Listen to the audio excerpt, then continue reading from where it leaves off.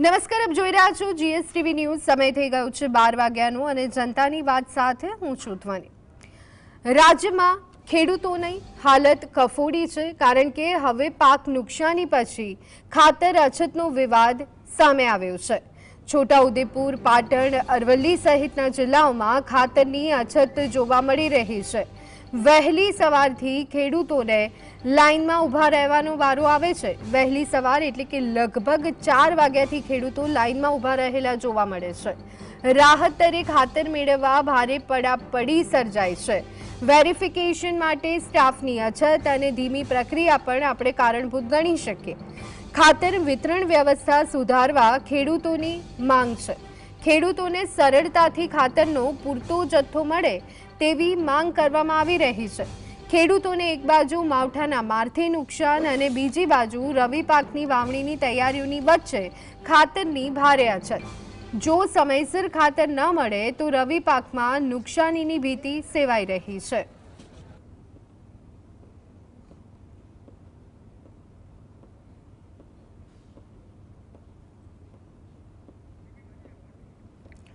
તો ગુજરાતમાં રવિ પાકના વાવેતરની મોસમ પૂરજોશમાં ચાલી રહી છે, ત્યારે રાજ્યના અનેક જિલ્લાઓમાં ખાતરની તીવ્ર અછત સર્જાતા ખેડૂતોની હાલત કફોડી બની।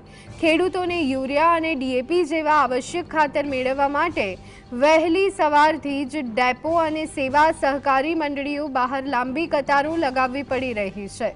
છોટાઉદેપુર, સુરેન્દ્રનગર અને બનાસકાંઠા જેવા વિસ્તારોમાં ખેડૂતોને પૂરતા જથ્થામાં ખાતર ન મળતા આક્રોશ જોવા મળી રહ્યો છે।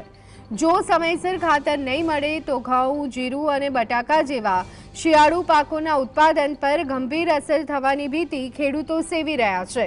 સરકારે તાત્કાલિક ધોરણે ખાતરનો પુરવઠો સુનિશ્ચિત કરવા અને કાળાબજારી અટકાવવા માટેની માંગ ઉઠી છે।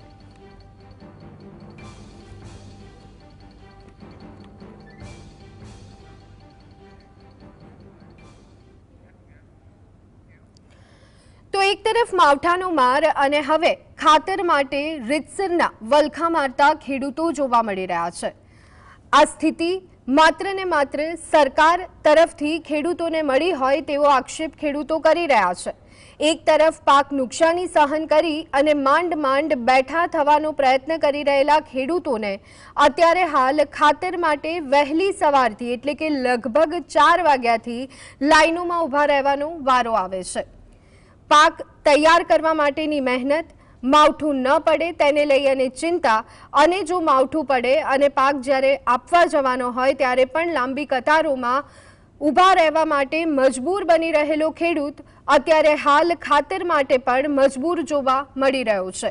ખેડૂતોની વ્યથા ક્યારે સાંભળવામાં આવશે અને સરકાર આ બાબતને સમજશે કે કેમ તેને લઈ ખેડૂત પણ અત્યારે હાલ મુશ્કેલીમાં જોવા મળી રહ્યો છે। આ જ અંગે ચર્ચા કરવા માટે આપણી સાથે અત્યારે હાલ જોડાઈ ગયા છે જે.કે. પટેલજી અને સાથે હિતેશ વઘાસિયાજી, બંને ખેડૂત આગેવાન છે। બંને મહેમાનોનું સ્વાગત છે। જે.કે. પટેલજી, આપની પાસે આવવા માંગીશું। સૌથી પહેલા તો જે રીતે પાક નુકસાની સામે આવી, જે રીતે પેકેજની જાહેરાત કરવામાં આવી પરંતુ ખેડૂતોમાં એક અસંતોષ જોવા મળ્યો, ત્યાર પછી ખેડૂત બેઠો થવાનો પ્રયત્ન કરી રહ્યું છે, પરંતુ અત્યારે હાલ બેઝિક વસ્તુ પાક માટે એટલે કે ખાતરને લઈને પણ ખેડૂતોને મુશ્કેલીનો સામનો કરવો પડી રહ્યો છે। અલગ અલગ જિલ્લાઓમાંથી આ પ્રકારની ખેડૂતોની વાતો સામે આવી રહી છે, ખેડૂતોનો અવાજ સામે આવી રહ્યો છે। પહેલા આ મુદ્દા પર આપની પ્રતિક્રિયા શું છે? જી બેન, ખરેખર ખાતરની અછત નથી, પણ આ કૃત્રિમ રીતે અછત પેદા કરવામાં આવી રહી છે। ક્યાંક ને ક્યાંક ગુજરાતના કૃષિ અધિકારીઓ, કૃષિ સચિવો કે કૃષિના ટોપ લેવલના અધિકારીઓએ પ્રાઇવેટ કંપની સાથે ક્યાંક સાંઠગાંઠ કરી અને ખાતરનો પૂરતો જથ્થો પૂરો પાડવામાં ન આવતો હોય એવું દેખાઈ રહ્યું। કારણ કે છેલ્લા કેટલાય વર્ષોથી જ્યારે ખેડૂતોને અત્યારે જે જરૂરિયાત હોય, અત્યારે માની લ્યો કે આપણે પાયાના ખાતરની ડીએપીની જરૂરિયાત છે, એનપીકે ખાતરની જરૂરિયાત છે, ત્યારે ગુજરાતના કોઈ પણ જિલ્લામાં યોગ્ય પુરવઠો ખાતરનો મેળવી શકતા નથી ખેડૂતો। તો બેન, એક સમજણ નથી પડતી કે જમીન જે ગુજરાતની છે એ ઘટે છે, વધતી નથી। જો વધતી હોય તો આયોજન ના થાય। જમીન રાતોરાત એમ નથી કે 10 20,000 હેક્ટર જમીન વધી ગઈ એટલે આપણે આયોજન ના કરી શકીએ. પરંતુ આયોજનની સંપૂર્ણપણે ખામી સરકારની છે. અને આ સરકાર ફક્ત બોલ બચ્ચન સરકારે, ખરેખર બેન આ શબ્દો ન બોલવા જોઈએ કારણ કે આપણી સરકારે, પરંતુ કૃષિ વિભાગ ફક્ત બોલ બચ્ચનથી વાતો કરે છે. આયોજન કેટલું જીરો છે એનો એક સરળ દાખલો આપો ને બેન. તો હમણે સરકારશ્રીએ બોલ બચ્ચનની માફક ટીવી મીડિયા માધ્યમ થકી કીધું કે ખેડૂતોને 10 કલાક વીજળી આપીશું. એક પણ જગ્યાએ હજુ 10 કલાક વીજળી મળતી હોય એવું મને ક્યાંય જોવા નથી મળ્યું.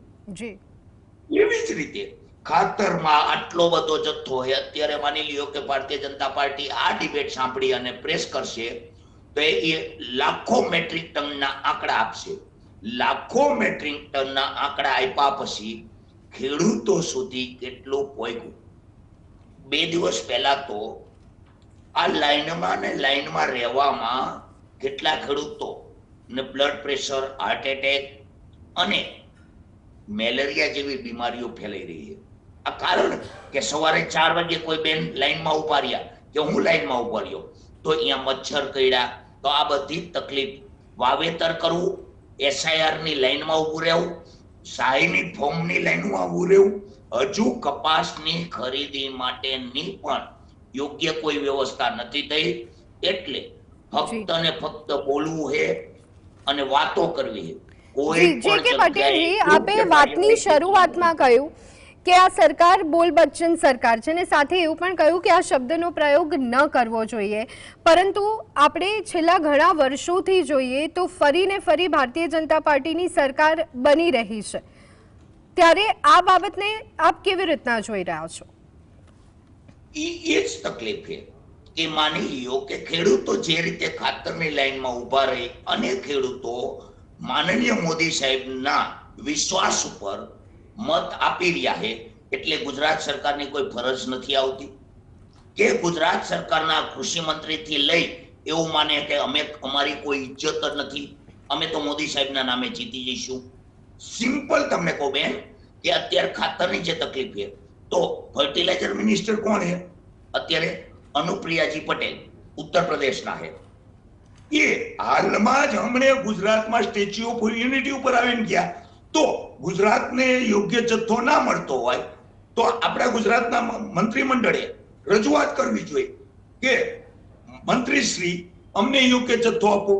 અને જો જથ્થો યોગ્ય આવતો હોય અને તોય છતાં ખેડૂત સુધી ના પહોંચતો હોય તો ક્યાંક ને ક્યાંક આ દરેક રીતે અનુપ્રિયાજીને મુખ્યમંત્રીશ્રીએ કે કૃષિ મંત્રીએ જાણ ના કરી અથવા જાણ કર્યા પછી પણ ના આવ્યું અથવા આવ્યું તો ખેડૂત સુધી ના પહોંચ્યું તો આ બધો જ આયોજન સરકારની આયોજનની નિષ્ફળતા ગણાય. બિલકુલ. હિતેશભાઈ આપણી સાથે જોડાયેલા છે. હિતેશભાઈ, અહીંયા 3 મુખ્ય કારણો જે કે પટેલજીએ જણાવ્યા. એક તો સંકલનનો અભાવ, ખાતર ન આવ્યું અને આવ્યું તો ખેડૂતો સુધી ન પહોંચ્યું. એટલે આ 3 મહત્વના મુદ્દા કે જેના કારણે ખેડૂતો અત્યારે ભોગવી રહ્યા છે. આ બાબતને લઈ અને આપનો મત શું છે? સૌપ્રથમ તો GSTV ના દર્શકોને મારા નમસ્કાર. સૌથી પહેલી વાત કરીએ તો વાતની મૂળ શરૂઆત એવી છે કે જે કે પટેલ સાહેબે વાત કરી એમ કે ભાઈ આપણી પાસે એ તો યોગ્ય જમીન છે તો એનું ક્ષેત્રફળ તો વધવાનું નથી. ક્ષેત્રફળ ન વધે એટલે આપણને ખબર જ છે કે આટલા 1000 હેક્ટર વીઘામાં વાવેતર થવાનું છે. ગવર્મેન્ટને, કૃષિ અધિકારીઓને બધાને ખબર હોય છે કે આટલા હેક્ટરમાં આ વાવેતર થાય છે. રવિ પાકમાં અંદાજા અગાઉ પણ હોય છે. ગયા વર્ષના એની અગાઉના 5 વર્ષના આંકડા આપણી સામે હોય છે કે ભાઈ આટલા 1000 હેક્ટરમાં ઘઉંનું વાવેતર થયેલું, આટલા 1000 હેક્ટરમાં ચણાનું વાવેતર થયેલું કે અન્ય કોઈ પણ પાકોના વાવેતર થયેલું. તો આ આંકડા સરકાર પાસે ઓલરેડી હોય છે. રહી વાત ત્યાર પછીની ખાતરના અભાવની, તો એના માટે સહકારી મંડળીથી લઈ સંઘ છે, ત્યાર પછી ટ્રાન્સપોર્ટેશન સિસ્ટમ છે અને ત્યાર પછી જ્યાંથી જથ્થો પ્રોવાઈડ થાય છે એ ગોડાઉનો જે છે તો ત્યાંથી લઈ અને આ એક બધી વ્યવસ્થામાં મારી દ્રષ્ટિએ જોઈએ તો ક્યાંક ને ક્યાંક અધિકારીઓનો સંકલનની જે ખામી છે, ઉણપ છે. ત્યાં કોઈ અધિકારી બેઠા છે એ કઈ અભણતો નથી. એ બધા પોતે એક્ઝામો પાસ કરીને ત્યાં બેઠા છે તો એમની પાસે એવડી બુદ્ધિ તો છે. તો બુદ્ધિ છે તો કોણ રોકે છે અથવા તો ક્યાં એમનો અભાવ જોવા મળે છે કે આ લોકો એનું યોગ્ય અગાઉ આપણને દર વખતે ખબર જ હોય છે કે ભાઈ દિવાળી પછીનો જે સમય છે એ ખેડૂતોને વાવેતરનો સમય હોય. તો દિવાળી પહેલા કેમ એવું આયોજન નથી કરતા કે દિવાળી પહેલા જે તે ગ્રામ્ય વિસ્તારના સંઘ અથવા તો મંડળી સુધી ખાતર મળી રહે? ઘણી વખતે અમે તો સંઘ અને મંડળીના લોકલ અને ગ્રાઉન્ડના માણસો સાથે પણ સંકળાયેલા છીએ, એટલે અમને ખ્યાલ છે કે ભાઈ અહીંયાથી ઘણી વખતે ચેક પણ મોકલી દેવામાં આવે કે કોઈ મંડળીને માની લો કે 10,000 થેલી ડીએપી ખાતરની કે એનપીકેની જરૂરિયાત હોય તો અહીંયાથી પહેલા ચેક મોકલવા પડે છે, ત્યાર પછી ત્યાંથી એ માલ રિલીઝ કરે છે. તો ઘણી વખતે અમને મંડળીઓ વાળા ત્યાં સુધીની પણ ફરિયાદ કરે છે કે ભાઈ અહીંયાથી ચેક મોકલાઈ ગયો છે પણ હજી ત્યાંથી ટ્રાન્સપોર્ટ રવાના નથી થયો અથવા તો ત્યાં યોગ્ય જથ્થો નથી, તો હજી આપણી સુધી માલ આવતા 2 દિવસ લાગશે. પરંતુ આ વિષય એવો છે કે આપણને બધાને ખબર છે કે વાવેતરનો જે સમય હોય છે એ યોગ્ય સમયે જો વાવેતર ન થાય અને ત્યાર પછી તમે એમને ગમે એટલું ખાતર આપો તો એનો કોઈ અર્થ નથી રહેતો.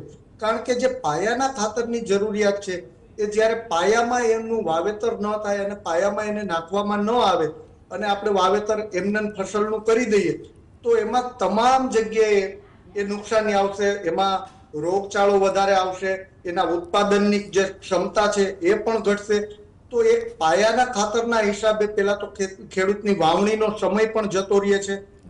વાવણીના સમય પછી એમને છેક સુધી ઉત્પાદનમાં પણ અસર આવે છે. એની ક્વોલિટી આપણે જે કહીએ કે ભાઈ સારી ઉપજ ને સારી આપણે ક્વોલિટીનો માલ જે બનવો જોઈએ એ પણ ખેતરમાંથી ઉત્પન્ન થઈ શકે.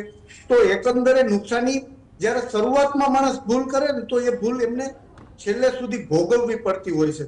તો હું આ અધિકારીઓ અને કૃષિ મંત્રીઓને તમામને વિનંતી કરું છું કે આ સંકલનનો અભાવ ઘટે છે ક્યાં, એના માટે એવું હોય તો એક મીટિંગ તમે કરો, ઓનલાઈન મીટિંગ કરો, જે કંઈ કરવું પણ એ કરો, પરંતુ 1 કે 2 દિવસમાં તમામ ખેડૂત મિત્રોને આ લાઈનમાંથી મુક્તિ મળે અને જે પાયાનું ખાતર છે એમને જે વાવેતર કરવું છે એ યોગ્ય સમયે મળી રહે અને અત્યારે જે ખેડૂત હેરાન થાય છે એ હેરાન ન થાય. આ દિશામાં અત્યારે કરવાની જરૂર છે. પછી 5 દિવસ પછી તમે કદાચ ટ્રકોના ટ્રકો ઉતારશો તો એ ખાતરની પછી ડિમાન્ડ નથી અને પછી એમની જરૂરિયાત નથી. તો અત્યારે વહેલી તકે ખેડૂતોને જ્યારે વાવેતરનો સમય હોય તો યોગ્ય સમયે ખાતર પૂરું પાડવું એ સરકારની અને અધિકારીઓની બધાની જવાબદારી છે. જી બિલકુલ. જે કે પટેલજી, આપની પાસે આવવા માંગીશું. પ્રકૃતિ પર આધારિત અને સમય જેમાં ખૂબ જ મહત્વપૂર્ણ છે એવું વ્યવસાય એટલે કે કૃષિ, અને તેને લઈ અને જ્યારે આ સ્થિતિમાં ખેડૂત છે ત્યારે અહીંયા વિચારવા જેવી બાબત તો સૌ કોઈ માટે છે. શું લાગે છે જે વ્યવસ્થા છે એને બદલવાની જરૂર છે? ખરેખર તો બેન, સરકારે જે રીતે વર્ષો પહેલા બનાસકાંઠામાં અને ઉત્તર ગુજરાતના જે તીડ આવ્યા હતા અને આપણા કૃષિ મંત્રી શ્રી ઢોલ વગાડતા હતા એવી રીતે ઢોલ વગાડી અને તાત્કાલિક ધોરણે એમને એક પ્રેસ કોન્ફરન્સ અને એક પરિપત્ર જાહેર કરી અને એમને જાહેર કરી દેવું જોઈએ કે જો 3 દિવસમાં જે તે વિસ્તારમાં ખાતર નહીં પોગે એમને જે રીતે જે તે વિસ્તારમાં એસએમસી દારૂ પકડે અને કોન્સ્ટેબલોના પટ્ટા ઉતરી જાય એવી રીતે જે તે અધિકારીઓને ઘર ભેરા કરવા માટેની તાત્કાલિક એક તૈયારી બતાવવી પડશે.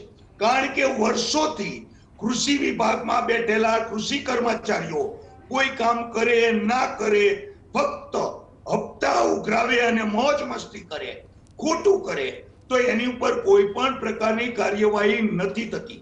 જીએસટીવી જેવા માધ્યમ થકી હું કહું કે જીતુભાઈ ઢોલ વગાડવામાંથી કે તબલા વગાડવાથી કે મંજીરા વગાડવામાંથી નવરા થાય અને અમને કહે તો અમે પુરાવા આપીએ કે આટલા કૃષિ અધિકારીઓ ખેડૂતો માટે કામ નથી કરતા, ફક્ત પગાર લઈ અને મોજ મસ્તી કરે. જે કંઈ સિસ્ટમમાં જે ખામીઓ હોય એના અમે પુરાવા આપીએ, પણ જે કોઈ આવા ખરાબ અધિકારીઓ છે એને તાત્કાલિક ધોરણે ઘર ભેરા નહીં કરે ને ત્યાં સુધી બેન આ સિસ્ટમ સુધારવાની જ નથી. કારણ કે ખબર છે કે આ સરકાર 2 દિવસ પ્રેસ કોન્ફરન્સ કરશે, ટીવી મીડિયામાં મોટી મોટી વાતો કરશે. કૃષિ અધિકારીઓને ચૂંટણી પંચના અધિકારીઓ જેવી તાકાત આવી જઈ છે. એમને ખબર છે કે અમારી ઉપર આ સરકાર કોઈ પગલા લેવાની નથી, એટલા માટે આ બધું થઈ રહ્યું હોય. બાકી બેન, જે વિસ્તારમાં ખાતર ના મળ્યું હોય અને સરકાર એમ કહેતી હોય કે આપણી જોડે આટલું બધું ખાતર છે, તો જે તે વિસ્તારના કૃષિ અધિકારીઓને જે તે જવાબદાર અધિકારીઓ છે એના પટ્ટા ઉતારીને ઘર ભેરા કરી નાખવામાં આવે તો શું આ પરિસ્થિતિ પેદા થાય ખરી? જી બિલકુલ. હિતેશભાઈ, જે સ્થિતિ જોવા મળી રહી છે, જે રીતે જે.કે. પટેલે કહ્યું કે અમે અધિકારીઓના નામ પણ આપીએ અને ક્યાં કમી છે એના પુરાવા પણ આપીએ, સ્થિતિ ખેડૂતોની સમયની સાથે પણ એની એ જોવા મળી રહી છે. જે રીતે આક્ષેપો થઈ રહ્યા છે, લાગી રહ્યું છે કે સ્થિતિ બદતર થતી જઈ રહી છે. ખેડૂત વર્ગ શું એકજૂટ નથી થઈ રહ્યો કે સરકાર સુધી અવાજ નથી પહોંચી રહ્યો? કયા કારણો છે? ખેડૂતોમાં ક્યાંક સંપનો અભાવ છે, એટલા માટે ખેડૂતો તરફથી જે મુદ્દા મુકાવા જોઈએ નથી મુકાઈ રહ્યા? અભાવ ખેડૂતોમાં નથી, અભાવ અધિકારીઓની નીતિમાં છે. હું અગાઉ પણ મેં વાત કરી એ રીતે ફરીથી વાત કરું છું કે ભાઈ માની લ્યો કે કોઈ એક ગામ છે, એમાં 5000 વીઘા જમીન છે, તો એ જમીનમાં દર વર્ષે કેટલું ખાતર જોઈએ છે એ તો દર વર્ષના રેકોર્ડ પ્રમાણે હોય જ છે. તો એમાં કેટલું વાવેતર થવાનું છે એ અંદાજ અગાઉથી હોય છે ને એ પ્રમાણે સહકારી મંડળી અથવા તો સંઘ એ પ્રમાણે ખાતર મંગાવતી હોય છે. હવે વાત એ જ છે કે ખેડૂતોમાં સંકલનનો અભાવ નથી, ખેડૂતોમાં એકજૂટતા છે, નાત જાત બધું ભૂલીને ખેડૂતો પણ એક સાથે છે, પરંતુ ખેડૂતોની મજબૂરી એ છે કે અત્યારે વાવેતરનો સમય છે. એક બાજુ ખાતરની લાઈનમાં ઊભું રહેવું, એક બાજુ અત્યારે લગ્નગાળાની સિઝન છે, તો તમે પણ સમજી શકો કે ભાઈ સામાજિક પ્રસંગોમાં પણ માણસને હાજરી પુરાવવા જવું પડતું હોય છે, તો ત્યાં પણ જવું પડે છે. એક બાજુ અત્યારે SIR ની કામગીરી ચાલે છે, એમાં પણ હવે 3 કે 4 જ દિવસ બાકી છે, તો માણસને એ પણ ટેન્શન છે કે મારું નામ મતદાર યાદીમાંથી નીકળી ન જાય અથવા તો મારે યોગ્ય ડોક્યુમેન્ટ ભેગા કરી અને એ કરવું છે.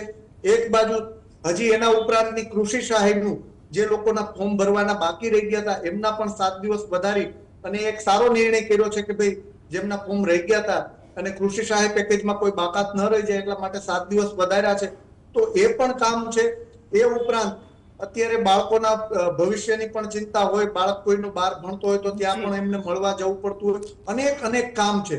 તો હવે આ બધા કામો પડતા મૂકી અને કોઈ આંદોલનનો માર્ગ પકડવો કે કોઈ બીજા ત્રીજા માર્ગ પકડવા એવો ખેડૂતો પાસે અત્યારે સમય નથી. કારણ કે અત્યારે જો વાવેતર ન કરે અને ક્લાઇમેટ ચેન્જ તમે પણ જોવો છો ને સમજો છો, ક્લાઇમેટ ચેન્જ થઈ જાય, એક વખત ક્લાઇમેટ જે એમની ઋતુ પ્રમાણે જે તારીખ પ્રમાણે વાવેતર થવું જોઈએ એ ન થાય અને પાછોતરા વાવેતર થાય તો જે ઉપજ મળવી જોઈએ એ મળે નહીં. એટલે ખેડૂતોની પાસે અત્યારે કામ એટલા બધા છે કે એ બીજો કોઈ વિકલ્પ પસંદ કરી શકે એમ નથી.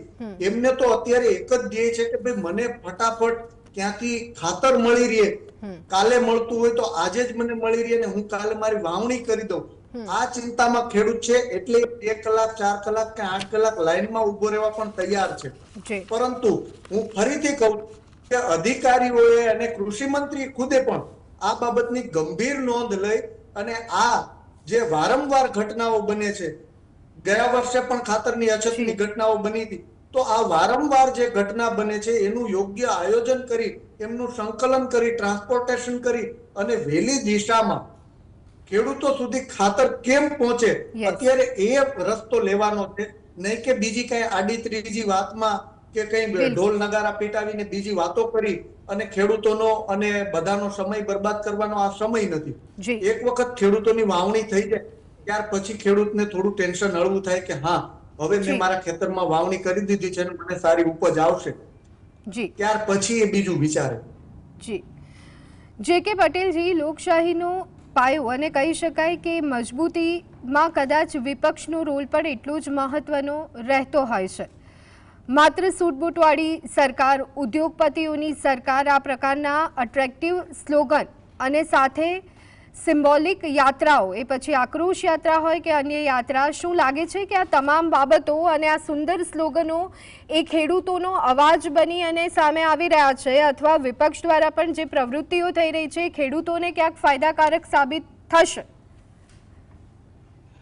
આપણે સત્તા પક્ષ વિપક્ષમાં નથી જવું, પરંતુ ક્યાંક ને ક્યાંક ખરી બાબત એ છે નહીં જે.કે. પટેલજી, સવાલ એટલા માટે કે જ્યારે સરકાર સુધી વાત ન પહોંચે ત્યારે જે તે વ્યક્તિ, જે તે વર્ગ તો અવાજ ઉઠાવે, પરંતુ વિપક્ષી અવાજ મજબૂતીથી ઉઠાવે તો કદાચ સરકારને વધુ જલ્દી સંભળાય.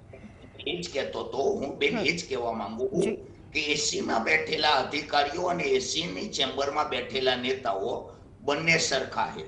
ખેડૂતોની સાચી તકલીફ કઈ છે એ 2-4 દિવસ આક્રોશ યાત્રાથી એ નહીં સમજી શકે. એમને સમજવાની જરૂરિયાત છે કે સાચી ખેડૂતોની તકલીફ કઈ છે. જેવી રીતે સત્તા પક્ષ અને સરકાર નથી સમજી શકી કે આ ખેડૂતોને કેવી રીતની તકલીફ છે, એવી રીતે વિપક્ષ પણ ક્યાંક ને ક્યાંક નિષ્ફળ ગઈ છે. પરિસ્થિતિ બેન હું એ જ સમજાવું કે વિપક્ષને પણ સાચા ખેડૂતોને, હા એમનો કેસ પહેર્યા વગરના ખેડૂતોને સાથે ક્યારે જે રીતે સરકાર સંવાદ નથી કરતી એવી રીતે વિપક્ષ પણ સંવાદ નથી કરતી. એટલે આ પરિસ્થિતિનું નિર્માણ થઈ રહ્યું છે. એટલે હું તમને સરળ રીતે કહેવા માંગતો હતો કે વિપક્ષના પણ નેતાઓ 2-4 દિવસ ઉપરથી ઓર્ડર આવે કે ખેડૂતો માટે કશું કાર્યક્રમ કરો, યાત્રા કરી, પછી રોજે રોજની તકલીફમાં ખેડૂતોને સમજી શકે એવો વિપક્ષ પણ ગુજરાતમાં નથી. આ સત્ય છે બેન. એનું સૌથી મોટું ઉદાહરણ આપું કે ગ્રામ સેવક થી લઈ અને કૃષિ સચિવ લગી જે જીતેલા પણ પ્રજાના પ્રતિનિધિઓ છે એમને કાયમ ઉલ્લુ બનાવે છે. અને એ બધા ઉલ્લુ બનાવે છે એટલે સરકાર આખી બધા ખેડૂતોને ઉલ્લુ બનાવે. જી બિલકુલ. ગઈ વખતે પણ આવા બધા કેટલાય પુરાવો અમે એકઠા કર્યા, ટીવી માધ્યમ થકી, પેપર વર્ક થકી સરકારને જાણ કરી, પણ સરકારના કોઈ અધિકારીઓને ખબર નથી પડતી કે આંખ આડા કાન કરે. છેલ્લા મને 20 વર્ષના ઇતિહાસમાં સમજણ નથી પડી બેન. એટલી બધી પત્ર વ્યવહાર કર્યા, એટલી બધી જાણ કરી, પરંતુ હજુ કશું જ નથી થતું. એટલે ખબર નહીં કે સત્તા પક્ષને નથી ખબર પડતી, વિપક્ષને નથી ખબર પડતી. જી. એટલે આપણે એટલા માટે મેં કીધું કે આપણે એ બાબતમાં નથી જવું, પરંતુ સરકાર જો યોગ્ય આયોજન કરે તો દેશના ખેડૂતોને અને ગુજરાતના ખેડૂતોને સરકાર બચાવી શકે.